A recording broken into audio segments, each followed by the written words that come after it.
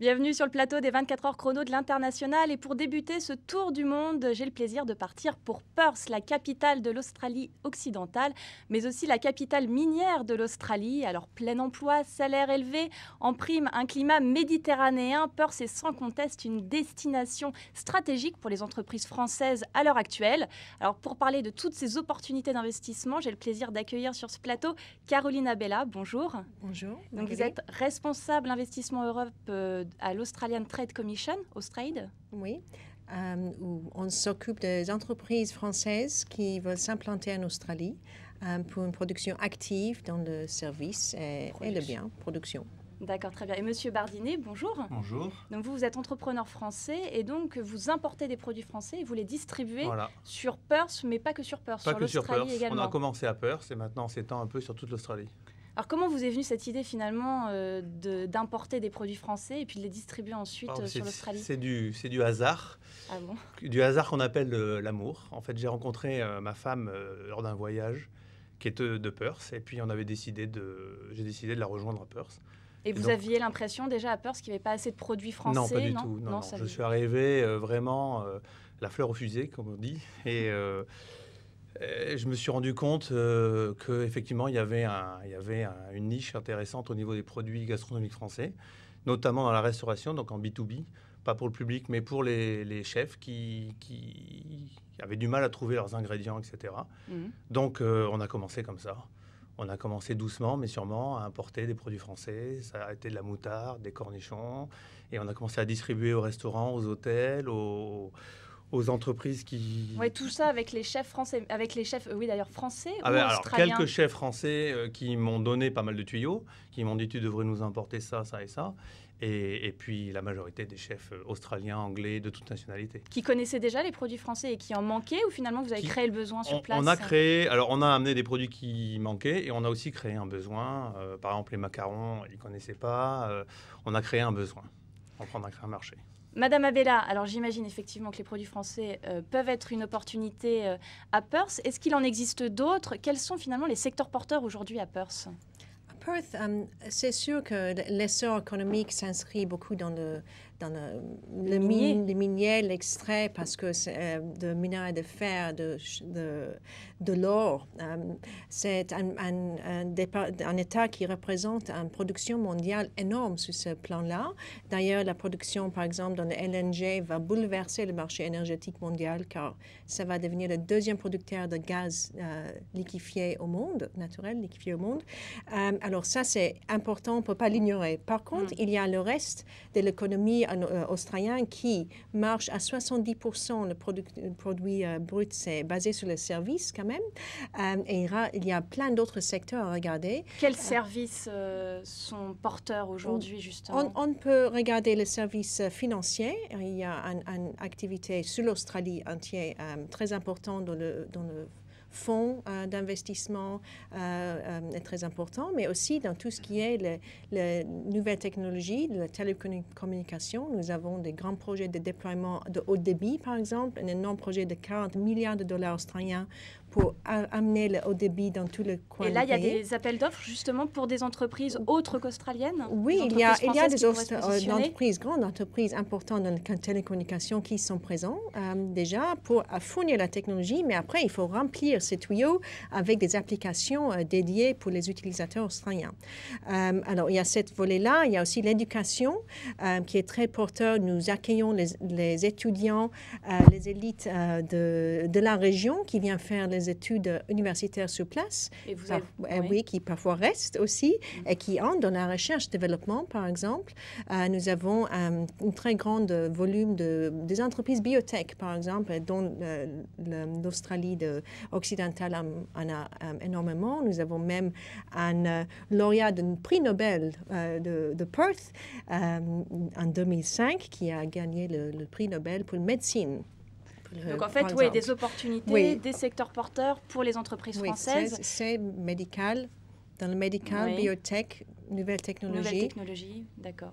Très bien, parfait. On retrouve tout de suite Monsieur Christophe Ouareau, qui est donc associé Ernst & Young en Australie, qui nous parle également des différents secteurs porteurs et puis des opportunités qui existent à l'heure actuelle pour les entreprises françaises. On l'écoute. Les places à prendre aujourd'hui en Australie sont liées au secteur minier, qui est le secteur de l'économie qui tire la croissance vers le haut. Alors c'est pas tant dans l'exploitation des mines à proprement parler qu'il y a des opportunités, car les places sont déjà prises principalement par des groupes australiens qui connaissent bien le marché et qui ont les licences d'exploitation, mais beaucoup plus dans toutes les activités périphériques aux mines. Donc ça va de la création et de la gestion de base vie jusqu'à des créations de villes. Karata, par exemple, au nord du Western Australia, était une toute petite ville perdue au milieu de nulle part et qui est obligée de grossir considérablement pour accueillir tout le personnel qui travaille dans les mines. Donc ça veut dire des usines de traitement d'eau, plus d'écoles, créer des infrastructures, des routes, des chemins de fer. Donc beaucoup de place à prendre, non seulement pour les grandes entreprises dans le cadre des appels d'offres, mais également pour les TPE, PME en tant que sous-traitants, contractants, mais également pour des particuliers qui voudraient tenter l'aventure, car il y a une très forte pénurie de main-d'œuvre en ce moment en Australie. Alors, Monsieur O'Haraud revient donc sur le secteur minier, mais également surtout sur toutes les activités périphériques à ce secteur. Effectivement, il y a beaucoup d'entreprises qui viennent soit sous-traiter, soit se nourrir finalement du secteur minier. C'est ce qu'on disait un petit peu tout à l'heure. Oui, effectivement, il y a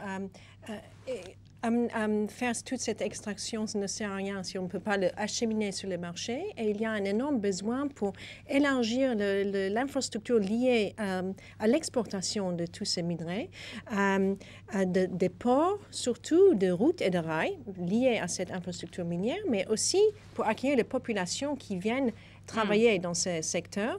Et alors, du coup, il y a le développement de transports en commun, de centres commerciaux pour dépenser tous ces salaires sur place.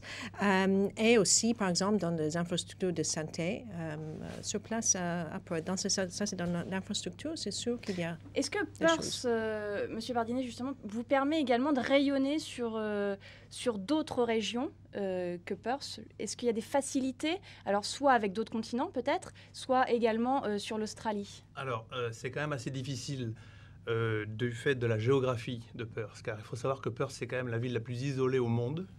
On est flanqué entre l'océan Indien et le désert, qu'on dit le Grand Sandy Desert.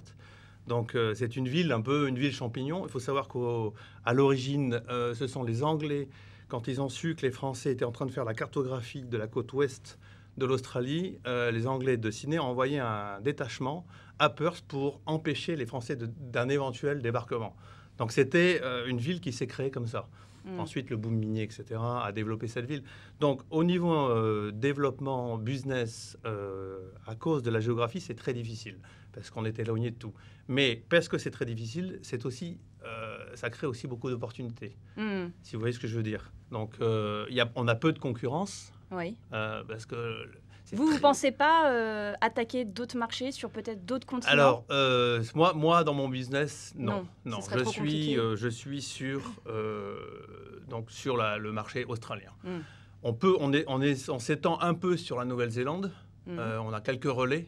Il y a différents accords qui ont été conclus et qui pourraient peut-être être développés. Effectivement, nous voyons des investisseurs étrangers regarder l'Australie pour aussi accéder à d'autres marchés dans la région grâce à des accords de libre-échange avec l'ASEAN, les États-Unis, la Nouvelle-Zélande et d'autres qui sont en cours en ce moment avec la Chine, le Japon, qui sont quand même les partenaires commerciaux les plus importants du pays. Très bien, merci beaucoup. On écoute tout de suite Lucille Bourguet, donc, qui est directeur régional de l'entreprise Ténésol à Perth et qui nous parle des différences culturelles entre les Australiens et les Français. On l'écoute. Dans les relations commerciales, j'ai noté 3 grandes différences avec la France. D'une part, ici, l'approche est très informelle. On se rencontre souvent autour d'un café. D'autre part, les entreprises australiennes sont très autonomes et fières de l'être, donc il faut trouver les bons arguments pour convaincre d'une collaboration avec une entreprise française. Enfin, le réseau, le carnet d'adresses est très, très important, surtout à Perth. Il est donc impossible de décrocher des contrats sans les bons contacts. Il est absolument indispensable de se créer un carnet d'adresses en participant à des événements de networking, par exemple, organisés par les organisations professionnelles ou les chambres de commerce. Alors, on a écouté Lucille Bourguet nous parler des différences culturelles entre finalement le business en France et en Australie. On a également avec nous Monsieur Patrick Kedemos qui nous a rejoint via MSN. Monsieur Kedemos, bonjour. Bonjour, je ne sais pas si vous m'entendez. Moi, je vous entends plus ou moins. Bon, nous, on vous entend très bien. C'est le principal. Très bien. Parfait. Une très belle journée à Perth, donc c'est parfait avec vous. Très bien, on est heureux de vous accueillir sur ce plateau. J'aurais souhaité savoir, Monsieur Kedemos, justement, alors quels sont pour vous, là tout à l'heure on entendait Lucille Bourguet nous parler des différences entre la culture française, australienne. Quel est votre point de vue quant à ce sujet-là ? Écoutez, moi je trouve qu'il y a quand même pas mal de similarités. On est un peu au bout du monde ici. Quand on arrive à Singapour, on voyage encore pendant quelques heures avant d'arriver en Australie. Donc quelque part, je trouve que les similarités sont très grandes. En même temps, c'est un pays où il y a beaucoup de gens qui viennent des différents endroits du monde. Je crois que l'Australie est le pays qui a la plus haute proportion de gens nés à l'étranger. Je crois que c'est 26%. Donc à Perth, c'est même 31%, je crois, de mémoire. Donc on a véritablement un brassage qui est assez important. On est bien sûr en Australie, mais c'est très, très multiculturel. Très bien, merci beaucoup, Monsieur Kedemos. Monsieur Bardinet, justement, quelles sont les différences culturelles que vous avez pu rencontrer quand vous êtes arrivé à Perth, et notamment les différences culturelles dans le business? Comment est-ce qu'on fait des affaires en Australie? On fait des affaires de la façon la plus simple par rapport à la France. Il faut savoir que c'est un monde anglo-saxon, donc les affaires se font à l'anglo-saxonne. Donc direct, par rapport, d'une part, la langue anglaise se prête plus à faire des affaires que la langue française, car elle est plus concise et plus précise. Donc on va droit au but, mais avec le côté soleil en plus, c'est-à-dire le côté relax. Donc ça, c'est un énorme avantage d'être en Australie.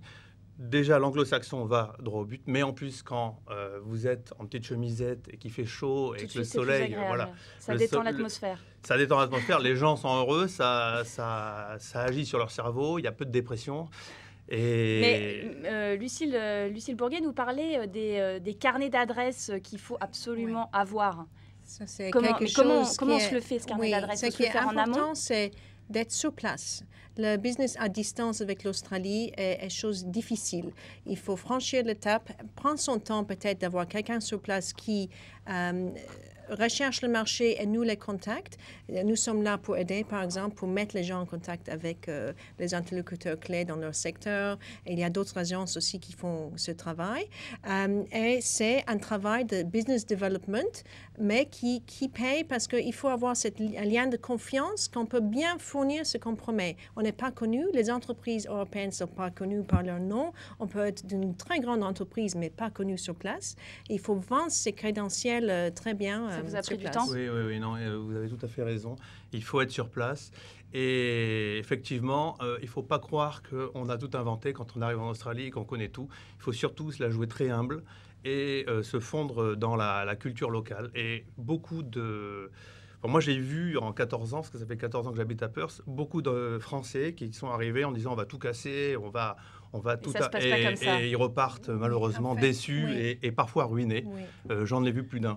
Donc il faut faire très très attention. C'est pas parce que, comme vous dites, madame, qu'on est connu en Europe qu'ils nous attendent. Ils nous attendent pas. Oui, juste jouer sur le mérite technique d'une solution. On a vu des entreprises pour des très grands appels d'offres, par exemple, vraiment jouer sur le côté technique, peut-être pas travailler autant le relationnel et le niveau. C'est ce qu'il faut privilégier. Et il faut faire le deux, vraiment. Très bien. Merci beaucoup. On se retrouve tout de suite après une courte page de publicité.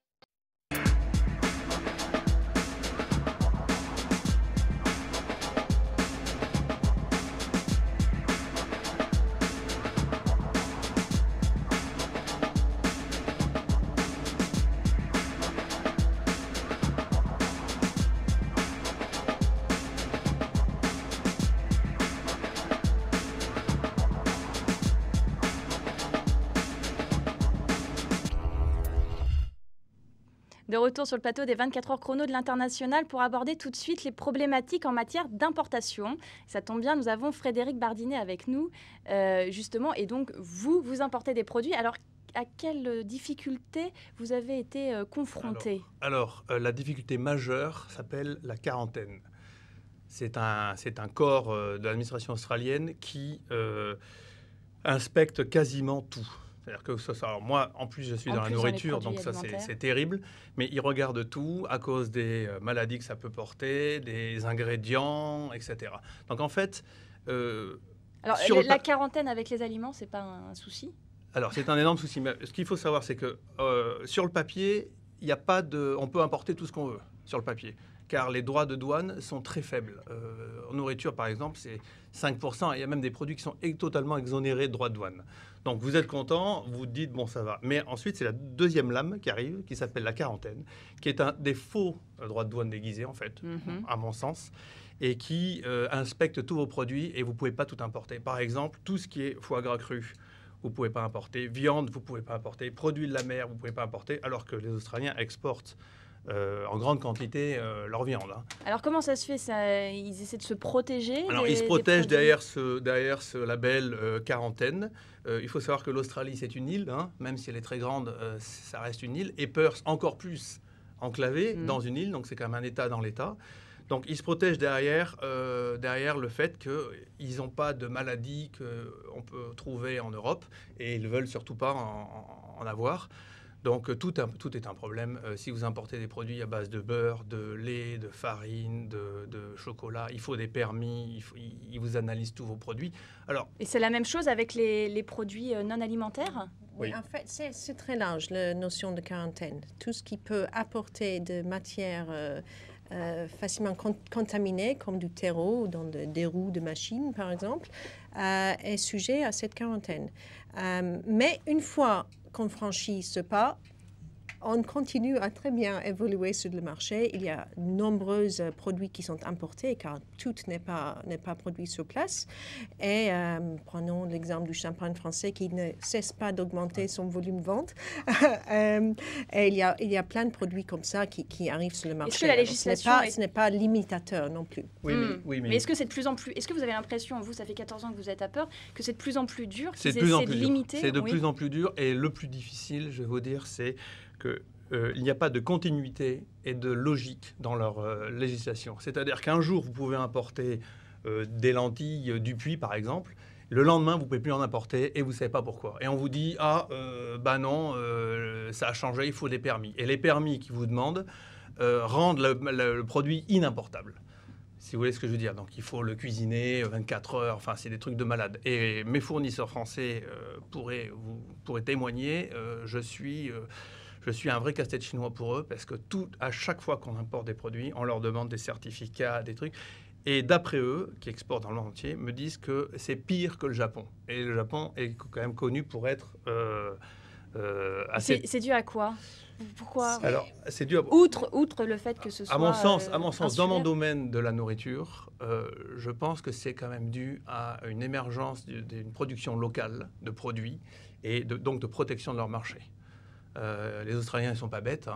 Ils ont tout dans leur pays. Ils ont des fruits, du lait, de la viande. Et donc, ils peuvent tout faire s'ils veulent tout faire. Cela dit, les produits français, il peut y avoir des produits peut-être plus particuliers, ou là, ce serait plus facile de les... Oui, alors le problème de l'Australie, c'est qu'ils sont 22 millions d'habitants. Donc, au niveau coût industriel, ça coûte une fortune. Donc, c'est plus simple, c'est moins cher d'importer de la baguette pré-cuite surgelée de France, et de la faire réchauffer en Australie, c'est une histoire de fou, mais c'est vrai, que d'acheter une baguette localement fabriquée. Très bien. Voilà. On écoute tout de suite Christophe Hoareau nous donner quelques conseils en matière d'investissement en Australie. Alors attention, quelques pièges à éviter. Je ne vais en citer que 2. Le premier, c'est de bien réaliser que c'est un projet qui va demander énormément d'efforts, d'attention, de suivi de votre part. C'est à l'autre bout du monde, c'est un autre environnement législatif, fiscal, opérationnel. Donc il va falloir que vous y consacriez du temps, de l'argent, que vous soyez bien entouré de spécialistes qui connaissent bien les spécificités du marché. Donc vraiment, ne lésinez pas sur ces aspects-là, car le retour sur investissement sera au rendez-vous. Le deuxième point clé, c'est dans vos contrats d'acquisition, faites autant que vous pouvez en sorte qu'il y ait une mesure qui permette de conserver le personnel de l'entreprise que vous acquérez, ou en tout cas au moins les personnes clés. N'hésitez pas à mettre des incitatifs pour que les salariés restent dans l'entreprise. Il y a une pénurie de main-d'œuvre ici en Australie, en particulier dans le secteur minier. Je sais que ça surprend quand on est en France. Donc, conserver les talents est votre mission probablement première. Alors, conserver ces talents, apparemment, serait la mission première. Qu'en est-il, Monsieur Vardinet? Vous avez du mal à garder, vous aussi, la main-d'œuvre que vous employez? Oui. Ce que dit ce monsieur est complètement vrai. C'est une réalité qui est très difficile pour nous, employeurs, car à cause du boom minier, qui maintenant est là depuis ces 5, 6, 7, 8 dernières années, et c'est tant mieux pour eux. C'est vraiment le plein emploi. On rappelle, il y a à peu près 4% de chômage à Perth. Et les 4% sont des surfeurs. Je plaisante, mais ils ne veulent pas vraiment bosser, entre guillemets. Non, c'est le plein emploi. C'est le plein emploi. Oui. C'est le plein emploi, et surtout, ils ont des offres tout le temps. Donc, vous employez quelqu'un, et 2 mois après, il vient vous voir en vous disant « on m'a offert plus ». Il faut tout le temps s'aligner. Donc, c'est très, très compliqué. Et les salaires proposés dans les mines, en plus, sont des salaires qui sont relativement importants. Oui. Ça va de 250 000 dollars australiens, qui est à peu près, pour donner un ordre d'idée, aujourd'hui avec le taux de change, 220 000 euros, jusqu'à 300, 350, ça dépend du job. Mais un conducteur de gros camions Caterpillar avec des énormes roues, c'est ce qui gagne. On a du mal à recruter de la main-d'œuvre qualifiée. C'est la même chose pour la main-d'œuvre qualifiée, la main-d'œuvre moins qualifiée. Les soucis de recrutement sont généraux. Je crois qu'il y a un petit décalage. Ça dépend sur le profil recherché.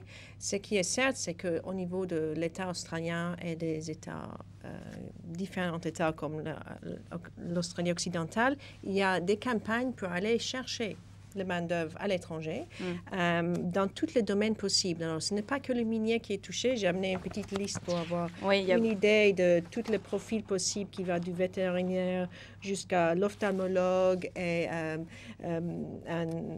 quelqu'un dans la distribution. Alors, le consul veut également intervenir. Monsieur Kedemos, vous avez un mot à nous dire également de ce problème dans le recrutement de la main-d'œuvre en Australie?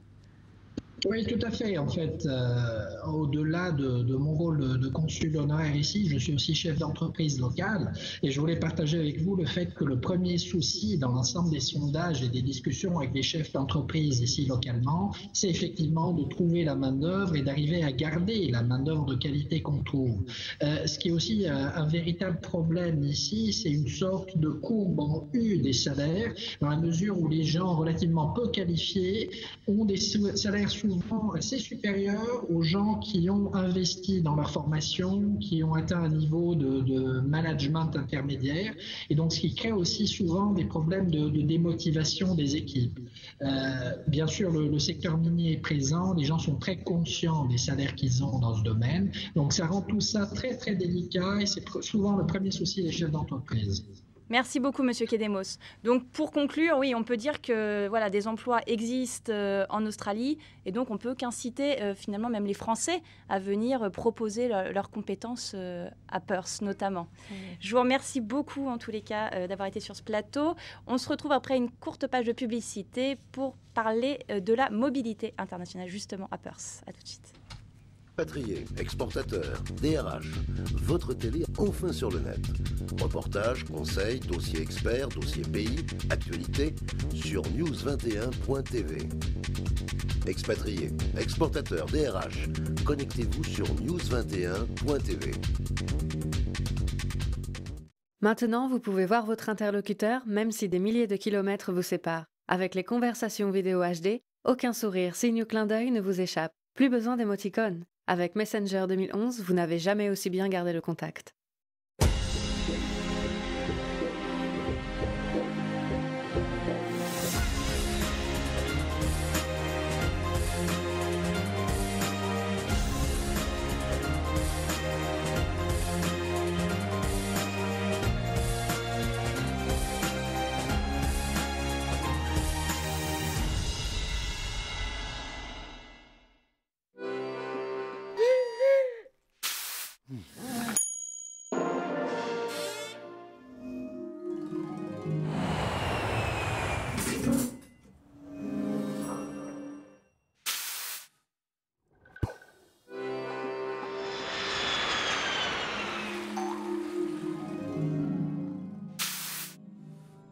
La CFE, votre sécurité sociale jusqu'au bout du monde. De retour sur le plateau des 24 heures chrono de l'International. Donc, on s'occupe aujourd'hui de la ville de Perth. Tony Brondel nous a rejoint. Bonjour. Bonjour. Donc, vous aviez un visa Working Holiday Visa et vous revenez finalement d'une expatriation à Perth et en Australie puisque vous avez voyagé. Ouais, vous avez voyagé pendant ça 12 mois 14 mois. 14 mois. J'ai passé donc 7 mois à Perth. Et le reste du temps, je suis parti sur les routes australiennes à découvrir du pays et des grandes villes, entre autres. Monsieur Kedemos, donc le consul honoraire de France à Perth, est toujours avec nous via Messenger. Monsieur Kedemos, est-ce que vous pouvez nous dire comment se compose finalement la population d'expatriés français à Perth et quelle est son évolution ? Alors écoutez, on a grosso modo à peu près 9000 Français en Australie occidentale qui se composent essentiellement en deux groupes. Il y a les gens qui sont installés ici, donc des expatriés qui travaillent pour une entreprise française ou australienne, des conjoints d'Australiens, et ensuite une autre moitié, à peu près 4500 personnes qui correspondent à ces visas vacances-travail. Donc c'est une population effectivement itinérante, les gens passent un certain nombre de mois ici. L'évolution qu'on a vue sur les 2 dernières années au consulat de Perth est assez importante dans la mesure où le nombre de Français inscrits au consulat a augmenté de l'ordre de 18%. Donc c'est assez significatif. Très bien, merci beaucoup Monsieur Kedemos. Alors pour venir en Australie, c'est quand même assez compliqué, en tous les cas peut-être plus compliqué que pour d'autres destinations. Il y a un visa avec un permis à points. Est-ce que le Working Holiday Visa, donc on rappelle que c'est un visa qui est dédié juste aux 18-30 ans et qui est pour une période entre 6 à 12 mois. Un an renouvelable. Un an renouvelable. Ouais. D'accord, très bien. Vous, pourquoi est-ce que vous avez voulu partir finalement avec un visa vacances-travail et pourquoi l'Australie ? Ça s'est fait un peu dans la discussion, dans le sens où c'est vrai que le but initial, c'était à la fin des études, partir à l'étranger pour améliorer l'anglais, découvrir autre chose, puisque c'est un peu le seul moment où on peut avoir ce genre d'expérience. Donc c'est vrai que l'Australie, c'est un pays qui m'a toujours plu, donc j'ai toujours voulu découvrir, peut-être parce que c'est aussi à l'autre bout du monde. Et donc je suis parti en Australie donc pendant les 14 mois. Et c'est vrai que le visa Working Holiday, c'est un visa qui est pas si difficile à avoir, qui est relativement simple. Il suffit de faire une demande. Il suffit de faire une demande à l'ambassade ou sur Internet. Tout se fait sur Internet. Tout se fait par Internet. Toutes les formalités se font par Internet. Ça qui est assez pratique. Et c'est vrai que c'est quelque chose qui se fait très facilement. Vous avez pu, en plus, grâce à ce visa, finalement, trouver des petits jobs tout au long de votre séjour. Tout à fait. C'est vrai que c'est un visa qui permet, donc, comme son nom l'indique, d'être en vacances et de travailler. Et il permet de travailler donc, pendant 6 mois non-stop pour la même entreprise. Donc c'est quand même quelque chose qui est assez pratique pour un an, pour un visa qui dure un an. Pour les formalités, le visa vacances-travail, il faut également une assurance pour partir, c'est obligatoire, c'est juste, à part l'assurance, il n'y a pas d'autres formalités ? Alors, en théorie, il y a une autre formalité, quand je suis passé à la douane, on ne m'a pas demandé, c'est la justification soit d'un billet de retour vers le pays, soit le justificatif comme quoi on dispose bien de 5 000 € à peu près de disponibles. Sur un compte Sur un compte. Il demande un justificatif, on ne me l'a pas demandé en passant, mais c'est vrai que c'est une autre formalité en plus de l'assurance expatriée. D'accord, très bien. Vous, Monsieur Bardinet, vous avez quel visa aujourd'hui ? Alors moi, j'ai la double nationalité.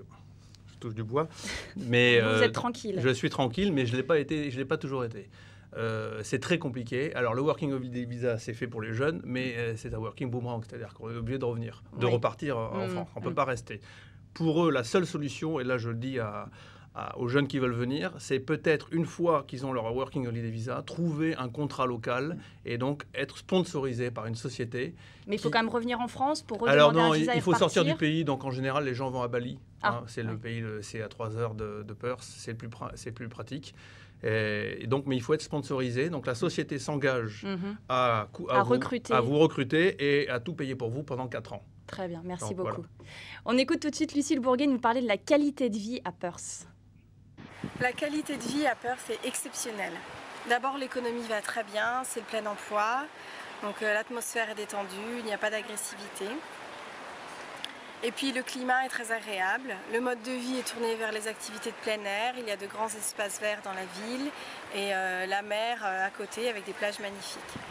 Et puis, dans les alentours de Perth, il y a de très beaux sites naturels au nord, à quelques heures de route, et au sud, la très belle région vinicole de Margaret River. Donc une très belle qualité de vie à Perth. Vous, Monsieur Brondel, donc vous êtes allé à Perth, mais vous avez également voyagé dans toute l'Australie. Qu'est-ce que vous retirez de cette ville ? En fait, Perth, c'est vrai que ça peut faire peur à beaucoup de personnes, que c'est une ville qui est totalement isolée. C'est la seule, on va dire, grande ville à l'est. C'est une des villes de plus d'1 million d'habitants, je crois savoir, qui est la plus isolée au monde. Oui. C'est la plus isolée. C'est la plus isolée. Ouais. Et c'est vrai que c'est une ville c'est une grande ville où on manque de rien, où il y a tout, et qui est relativement proche de la nature puisque c'est le long de la côte. Puisqu'en parallèle, si on va un peu au nord, il y a des parcs nationaux qui sont superbes. Au sud, il y a toute la région vinicole de Margaret River. Et c'est vrai que c'est une ville qui a une position un peu stratégique, puisqu'il y a vraiment tout sur place. Bah, il vaut mieux, parce que autrement, je crois que c'est 5 heures d'avion pour se rendre à Sydney, c'est ça ? C'est quand même relatif. Oui. Alors, à l'aller, c'est un peu plus à cause du vent. Non, mais c'est vrai. Je l'ai fait souvent, donc je peux vous le dire. C'est quand même un voyage de 10 à 11 heures aller-retour. Ouais, donc, on n'y va pas pour le week-end, en gros. Non, la destination préférée des Perthiens, des habitants de Perth, il faut le dire, c'est Bali. Bali. Et là, on a combien d'heures de vol ? On est à 3h15 pile de Bali, sans décalage horaire. Et alors, je ne sais pas si vous êtes déjà à Bali, mais il y a beaucoup de gens de Perth à Bali. C'est un peu, si vous voulez, leur maison, enfin leur maison de campagne. Leur maison de campagne. À Bali, ça va. Monsieur Kedemos, vous souhaitez intervenir ? Oui, non, je confirme effectivement que Bali, c'est la grande destination préférée des gens de Perth. Mais mon point, c'était surtout de revenir sur la question de la qualité de vie. Elle est effectivement exceptionnelle, mais souvent le problème que ça pose pour les chefs d'entreprise ici, c'est que vos expatriés ont souvent envie de rester en Australie. Donc, d'un point de vue de la rétention des effectifs, ça peut poser un souci. Et c'est vrai que souvent, pour les locaux, le premier souci, c'est de profiter un peu de cette qualité de vie. Ce qui fait que le sens du travail, si je puis dire, n'est peut-être pas exactement celui qu'on pourrait trouver ailleurs. Oui, ce qui implique qu'on travaille beaucoup à Perth, c'est que finalement on a moins le temps de. Non, je pense pas que c'est ce qu'il voulait dire. Je pense qu'au contraire, c'est difficile de s'impliquer beaucoup dans son travail parce que la qualité de vie est tellement énorme. Ah oui, d'accord, dans ce sens-là. Moi, je pensais qu'on travaillait trop, finalement, on n'avait plus le temps d'aller à la plage. Non, on ne travaille pas trop. On commence très tôt le matin. Oui, en fait, c'est assez intelligent. De la fin de journée. On commence très tôt le matin parce qu'on vit avec le soleil. Le soleil se lève à 5 h du matin. Déjà, à 5 h du matin, en plein été, il fait 25 degrés. Donc, le soleil se lève à 5 h et il se couche à 6 h, 6h30, 7 h. Donc, les gens commencent tôt et finissent tôt. Plus tôt à 4h30, moi, mes employés, par exemple, à 4h30, ils partent. Okay. Et ça leur laisse quand même le temps d'aller à la plage, de faire leur jogging, d'aller jouer au tennis, etc. Vous parliez de la qualité de vie, c'est un pays qui est tourné vers le sport. C'est vraiment... c'est les grands espaces, le plein air, c'est tourné vers le sport. Tout le monde fait du sport à outrance, que ce soit du cricket, du tennis, du surf, du kitesurf, du golf. Les golfs... Vous êtes mis au surf, Monsieur Brondel ? Je me suis mis au surf, oui, tout à fait, forcément. Merci. Merci beaucoup. On se retrouve après une courte page de publicité pour parler du coût de la vie à Perth.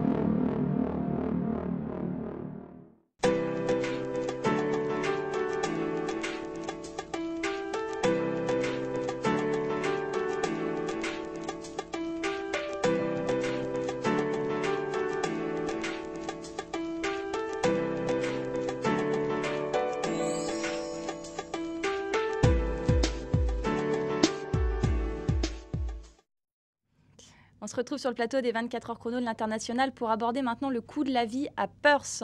Monsieur Albin Porcas, bonjour. Vous nous avez rejoint sur ce plateau. Bonjour. Vous êtes président d'Executive Relocation, c'est-à-dire vous occupez d'accompagner les expatriés français à Perth, en l'occurrence. En particulier, voilà, tout à fait. Et ailleurs également. Voilà. Et donc de les reloger. Alors on s'occupe de tout ce qui peut les aider à rapidement se mettre dans leur nouveau milieu de travail, en particulier évidemment la recherche de logement, la recherche d'école et toute la partie immigration. Alors comment ça se passe le logement à Perth? Parce qu'on a vu donc les salaires étaient quand même assez élevés. J'imagine que ça implique un coût de la vie plutôt élevé également. Tout à fait. Avec le boom minier, évidemment, il y a eu beaucoup de personnes qui sont venues à Perth, des personnes qui ont un salaire élevé, donc qui font monter à la hausse tous les prix des loyers. Et on se retrouve avec Perth qui, en l'espace d'un an, si vous prenez le dernier baromètre Mercer des villes les plus chères du monde, a gagné 30 places, donc est à peu près maintenant à la 30e place des villes les plus chères du monde. C'est lié en partie à l'augmentation du dollar australien, qui a pris 14% par rapport au dollar américain en l'espace d'un an, mais c'est aussi lié à la demande qui est très élevée et qui automatiquement tire vers le haut les loyers. Alors, on parle de loyers élevés. Est-ce que vous avez des fourchettes de prix à nous donner? Alors pour une famille, pour un couple, on va dire, en moyenne, tout dépendra encore de l'endroit où vous allez vivre. Il faut compter aux alentours des 350 à 500 dollars australiens la semaine. Oui, c'est ça. On paye à la semaine en Australie. C'est plus pareil que... C'est un peu à l'anglo-saxonne. Oui. C'est souvent le cas. Alors bien entendu, plus vous êtes près de la mer, plus ça va être cher. Ça va être élevé. Il y a différents quartiers. Voilà, il y a différents quartiers. Les quartiers près de la mer, en particulier Cottesloe, sont vraiment les plus huppés et les plus sympathiques. Vous avez alors des expatriés plus jeunes, on va dire, et qui sont prêts à aller plus au nord de Perth, dans un quartier nord, qui sont plutôt vers North Beach, donc toujours... Voilà, tout à fait. Qui? Escarborough. Escarborough. Voilà, qui c'est un peu moins cher, mais c'est plus loin, bien entendu, du centre-ville. Alors oui, est-ce qu'il y a vraiment un centre-ville? Et puis, est-ce qu'il y a des personnes qui vivent en centre-ville, ou est-ce que la ville est plus étendue? Est-ce qu'on a tendance à l'habiter plus en banlieue, si on peut s'exprimer ainsi? C'est vrai qu'il y a ce qui s'appelle la CBD, qui est Central Business District, où il y a, on va dire, les rues piétonnes avec tous les commerces, tous les commerces et les boutiques. Et autour de ça, il y aura donc les immeubles des quartiers d'affaires et aussi quelques bâtiments avec des logements. Et après, il faut aller jusqu'à Northbridge ou North Perth, vers le nord par exemple, pour trouver du logement. D'accord. Les expatriés, est-ce qu'ils ont élu certains quartiers? Est-ce que vraiment on peut retrouver les Français en général, dans c'est des les quartiers les plus sympathiques. Donc c'est Cottesloe, comme je vous le disais. Et effectivement, ceux qui sont un peu plus jeunes, plus vers la mer, mais plus vers le nord dans ces cas-là. Comment vous faisiez, vous, Monsieur Brondel? Est-ce que vous avez vécu, j'imagine qu'en tant que jeune parti avec un Working Holiday Visa, vous avez peut-être privilégié d'autres modes de logement C'est vrai qu'au démarrage, donc on a commencé par tout ce qui est backpacker, c'est-à-dire auberge de jeunesse, qui est, on va dire, le moyen de se loger, un des moyens les moins chers. Puisqu'on est autour de quelques dizaines de dollars pour la semaine. Donc, ça n'a vraiment rien à voir. Mais après, c'est pas non plus les mêmes conditions de vie. En parallèle, j'ai aussi fonctionné par la colocation. Tout à fait. Oui. La colocation, où là, il faut compter 150 € par personne en moyenne et 300 € pour un couple. Donc c'est vrai que c'est dans les des conditions quartiers... de logement, elles sont bonnes. Je veux dire, quand on trouve soit par exemple une maison en colocation, est-ce que c'est meublé? Est-ce qu'on retrouve le confort français? Est-ce que les expatriés, quand ils partent là-bas, retrouvent ce confort français? Les expatriés, en général, partent avec leurs meubles. Donc, même si les douanes australiennes sont très compliquées, en particulier au niveau du déménagement, puisque tout est fouillé et tout est ouvert, en général, ils amènent un peu de leur France en Australie. Après, au niveau du milieu localement, vous trouvez des appartements meublés, vous trouvez des appartements non meublés. Donc, il n'y a pas de problème à ce niveau-là. Mais c'est vrai que, comme les différents intervenants l'ont bien précisé, c'est une ville isolée. Donc, il faut faire venir tout d'assez loin.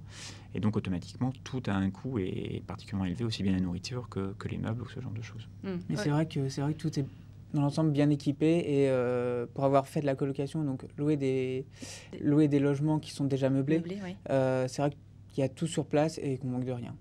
Et au niveau des sorties, des restaurants, combien ça coûte? Ça reste, enfin, à mon sens, c'est vrai que ça reste dans le, on va dire, dans le train de vie normal. Faut savoir que c'est vrai que tout est plus cher. Après, dans l'ensemble, les salaires sont également plus élevés. Donc, proportionnellement, par comparaison, je n'irai pas jusqu'à dire que ça se compense totalement, mais il y a une certaine compensation qui se fait. Donc, par rapport à Paris, on peut comparer? Par rapport à Paris, c'est pas similaire, mais ça en est très proche. Monsieur Porquez, oui, est-ce que vous avez des retours peut-être d'expatriés qui... Les expatriés ont en général les salaires qui vont avec, oui. le changement de vie au quotidien. C'est vrai qu'au niveau de nourriture, par exemple, l'achat de nourriture, en dehors des produits typiquement locaux, est particulièrement élevé et facilement deux fois ce qu'on peut trouver à Paris, par exemple. Juste brièvement, la santé, est-ce qu'il y a des particularités? Est-ce que c'est relativement cher aussi? Ou, bon, j'imagine pour les expatriés, c'est pareil, ils peuvent partir avec la CFE, avec une mutuelle complémentaire, donc pas de souci là-dessus. Tout à fait, avec des consultations dans des cliniques privées ou ce genre de choses. Après, le système de santé est très bon en Australie.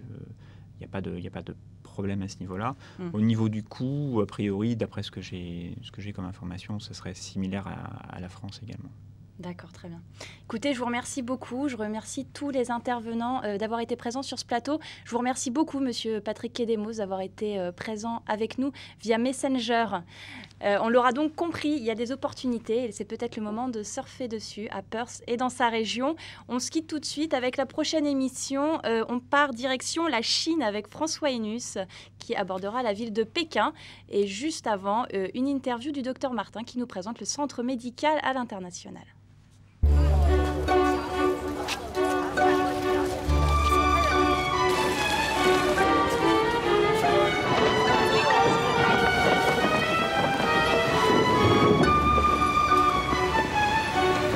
Découvrez un monde d'opportunités avec HSBC, votre banque partout dans le monde.